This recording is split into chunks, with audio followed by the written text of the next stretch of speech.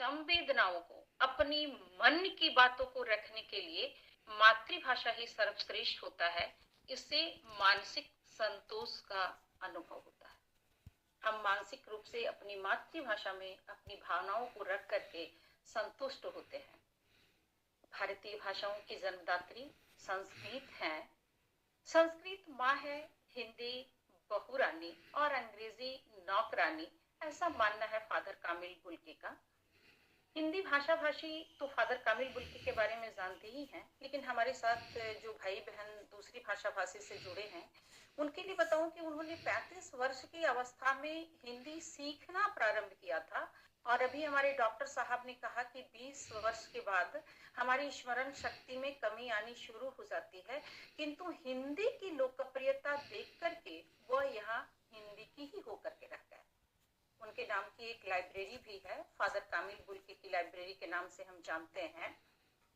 और मेरा मानना है कि मातृभाषा के माध्यम से भी हम विकास के शिखर तक पहुंच सकते हैं, अपने पूरे विश्व में अपना स्थान बना सकते हैं। इसमें कोई संदेह नहीं है। जिन्हें संदेह हो वो जापान, चीन, कोरिया का उदाहरण ले सकते हैं कि उन्नति के लिए, शिखर पर चढ़ने के लिए मातृभाषा का माध्यम अच्छा माध्यम बन सकता है। मैं मातृभाषा के लिए 2 लाइन कहना चाहूंगी, या मुझे जो लगता है मैं 2 लाइन में मातृभाषा को समेटना चाहूंगी कि जड़ के बिना पेड़, माँ के बिना संतान, मातृभाषा के बिना इंसान और हिंदी के बिना हिंदुस्तान का कोई अस्तित्व नहीं है। तो हम चाहे जितनी भी ऊंचाई पे चले जाएं, लेकिन मातृभाषा को अगर हम छोड़ देते हैं तो शायद अपने अस्तित्व को स्वयं ही समाप्त कर लेंगे। तो मातृभाषा के उपरांत मैं थोड़ी सी बातचीत न्यूरो लिंग्विस्टिक पर भी करना चाहूंगी, जबकि इतने विस्तार से सुनने के बाद इस पर बातचीत बहुत उचित नहीं प्रतीत होता, लेकिन फिर भी मेरे मन में जो बातें हुई कि 15 तारीख से हम लोग न्यूरो लिंग्विस्टिक की बातें सुन रहे हैं, तो मेरे विचार कहाँ तक पहुंचे हैं वो मैं आपसे साझा करना चाहूंगी। मुझे लगता है कि ये न्यूरो लिंग्विस्टिक विषय नया नहीं है, जबकि कई बार बातें हो रही थी कि विषय नया है। विषय नया नहीं है, दृष्टिकोण नया जरूर है। अब कोई कहे आधा ग्लास पानी है या आधा ग्लास खाली है, तो ये सिर्फ दृष्टिकोण का फर्क है। कि जब तंत्रिका का ही अर्थ ये होता है कि एक ऐसा रेशा जो शरीर के सारे अंगों को जोड़ करके रखता है, उसे ही हम तंत्रिका कहते हैं। उसे ही अंग्रेजी में नर्व कहते हैं, हिंदी में हम सीधे सीधे नस कहते हैं। तो इस नस का जो महत्व है वो मस्तिष्क के लिए नहीं, पूरी शरीर के लिए इसका महत्व इतना है कि अगर कहीं कोई नस काम न करे तो वो अंग काम नहीं कर सकता। तो यहाँ मस्तिष्क की तो बात ही कुछ और है, क्योंकि एक मनुष्य के लिए मस्तिष्क का जो भाग माना जाता है वो काफी महत्वपूर्ण माना जाता है, कि मस्तिष्क ही वो जगह है जिसके आधार पे वो निर्णय लेता है या भाषाओं को समझता है। रही बात लिंग्विस्टिक की, तो हम ये जानते हैं कि लिंग्विस्टिक का शाब्दिक अर्थ हुआ भाषा विज्ञान। जब मानव का जन्म हुआ तो उसी समय से जन्म के साथ ही उसके साथ तंत्रिका भी आई, नर्व भी आया, नस भी आया। तो फिर तंत्रिका तो नया है ही नहीं, तंत्रिका के बिना मानव चल नहीं सकता। और रही लिंग्विस्टिक या भाषा की बात, तो भाषा ही वह माध्यम है जिससे मनुष्य को अन्य प्राणियों से अलग करता है। अगर भाषा छोड़ दिया जाए तो मानव और बाकी प्राणी में भी अंतर समाप्त हो जाएंगे। तो इतनी महत्वपूर्ण चीजों को हम तंत्रिका को या न्यूरो को एक उपसर्ग की तरह ले सकते हैं, जैसे न्यूरो सर्जन, या कल ही जो हम लोग कह रहे थे साइकोलिंग्विस्टिक, सोशियोलिंग्विस्टिक, इसके आगे हम न्यूरो को ले सकते हैं। तो मैं बस एक छोटा सा उदाहरण कि न्यूरो लिंग्विस्टिक या कैसे हम किसी शब्द के अर्थ को, भाव को इसके माध्यम से समझते हैं, क्योंकि ये तो बात मुझे ऐसा लग रहा है कि ये बात तो बिल्कुल ही पुरानी है। भाषा विज्ञान या ये क्या है कि इसे परिभाषित नए शब्द के द्वारा नहीं किया गया था। न्यूरो लिंग्विस्टिक्स या तंत्रिका भाषा विज्ञान से इस नाम से अभिहित नहीं किया गया था, लेकिन काम तो बहुत पहले से चल रहा है। अब इसे समझने के लिए दो शब्द लेना चाहेंगे, एक पानी और जल। ये भी हम सभी जानते हैं कि पानी, जल, नीर ये सभी एक दूसरे के पर्यायवाची हैं, लेकिन क्या प्रयोग में भी ऐसा है? नहीं, प्रयोग में कभी कभी हम इसको भिन्नता के तौर पर देखते हैं कि अगर हम पूजा करने लगे और हमें पंडित जी कहे पानी चढ़ाओ, तो शायद वो भाव हमारे मन में नहीं आता। लेकिन अगर वही पंडित जी ये कहें कि जल चढ़ाइए, तो स्वयं हमारे मन में एक आध्यात्मिक भाव आ जाता है। और शब्द वही है, पर्यायवाची भी है, वाक्य वही है, परिस्थिति वही है, फिर भी जल चढ़ाइए से आध्यात्मिक भाव का आ जाना ही है तंत्रिका भाषा विज्ञान। कि हम इसको अपनी तंत्रिका के माध्यम से, अपने नर्व के माध्यम से हम उस माहौल, उस परिस्थिति को अपने अनुसार ढाल लेते हैं और वैसे ही हमारी मन की भावनाएं भी हो जाती है।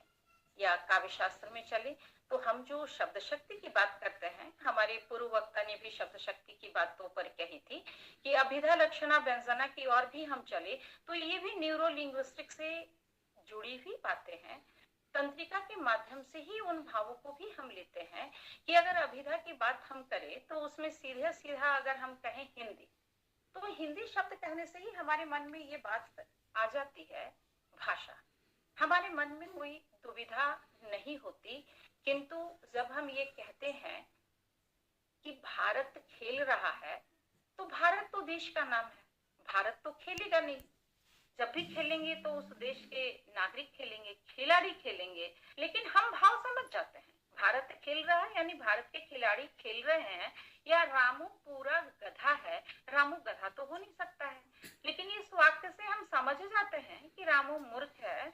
तो मुझे ये लगता है कि ये तंत्रिका भाषा विज्ञान का ही काम है कि काम तब भी हो रहा था, बातें तब भी हो रही थी, बातों का आशय तब भी समझा जा रहा था, किंतु आज हम एक नए शब्द के बाद विशेष रूप से उसका अध्ययन करके इन बातों का पुनरावलोकन कर रहे हैं या अपनी बातों को दूसरे ढंग से समझ रहे हैं। जब मातृभाषा की बात हो और मातृभाषा का मंच भी हो, तो मातृभाषा का मोह त्यागना आसान नहीं होता। तो मैं भी, मेरी मातृभाषा पंच परगनिया है और आज विभिन्न प्रदेश से हमारे प्रतिनिधि जुड़े हुए हैं, तो मैं चाहूंगी कि अपनी मातृभाषा भी आपके समक्ष रखूं। तो मोर मातृभाषा पंच परगनिया है के आप तोहरे के जे समन्वय है के न जिंदर उपरो मातृभाषा पंच परगनिया है के। लेकिन मैं कहाँ ले बताऊं, मैं कहाँ से बताऊं कि आप दूसरी भाषा भाषी भी पंच परगनिया की कुछ बातों को समझ लें। तो मुझे लगा कि क्यों नहीं मैं कुछ बता दूं, कुछ मुहावरा बता दूं, कुछ पहेली बता दूं और झारखंड से आपको गीत भी सुना दूं। तो इसके तहत मैं पंच परगनिया में ही आपके समक्ष उन लोकोक्ति को, उन मुहावरे को रखना चाहूंगी, जिससे आपको पता चले कि क्या है वो मुहावरा लोकोक्ति। शुरुआत करती हूँ मैं कहावत से। मेरा वीडियो आ रहा है? आ रहा है हाँ मैडम, ठीक है, एकदम ठीक है, ठीक है। पता नहीं मेरे में क्यों दो हो गया है। आ रहा मैडम, आ रहा। हाँ हाँ, तो पंच परगनिया से जो कहावत है वो मैं कह रही हूँ। अगर कोई भाई दूसरी भाषा भाषी संथाली हो, असमिया हो, तो उसका उत्तर देंगे, वरना मुझे तो देना है। अंधेर गुरु बहिर चेला मांगे हरतकी तो दे ढेला। अंधेर गुरु बहिर चेला मांगे हरतकी तो दे ढेला। आप कोई बताएंगे कि मैं बताऊं? हिंदी में? हाँ हाँ, आप हिंदी में बताइए। हाँ,